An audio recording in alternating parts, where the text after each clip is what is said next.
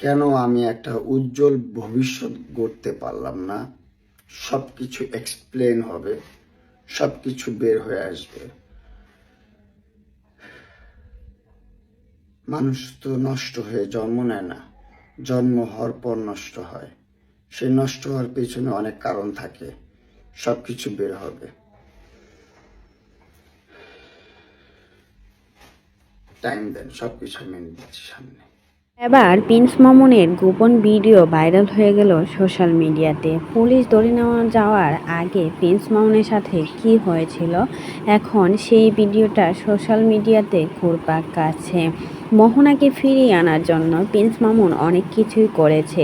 তারপর মোহনা ফিরে এসেছিল প্রিন্স মামুনের সংসারে।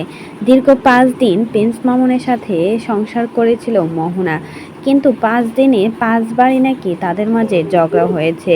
আর সেটা তার মা নিজের মুখেই বলেছিল।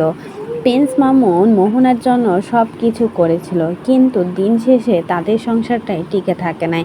মোহনা অনেক চেষ্টা করেছিল প্রিন্স মামুনের সাথে সংসার করতে, কিন্তু প্রিন্স মামুন তো আর সংসার করার লোক নয়। সে চেয়েছিল মোহনাকে আটকে রাখতে, আর সেই জন্যই কিন্তু প্রিন্স মামুন মোহনাকে ব্ল্যাকমেল করে তার বাসায় নিয়ে যায়। আর এই জন্য কিন্তু প্রিন্স মামুন আর মোহনা এক হয়েছিল। মোহনা প্রিন্স মামুনকে বিশ্বাস করে দ্বিতীয়বারের মতো প্রিন্স মামুনের সংসারে ফিরে যায়।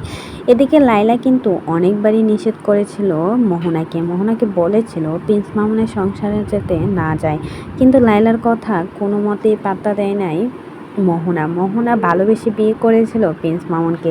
আর সেজন্যই কিন্তু মোহনা দ্বিতীয়বারের মতো আবারও প্রিন্স মামুনের সংসারে ফিরে যায়, কিন্তু সেখানে গিয়েও আবারও ঝামেলায় সৃষ্টি হয় প্রিন্স মামুন আর মোহনার।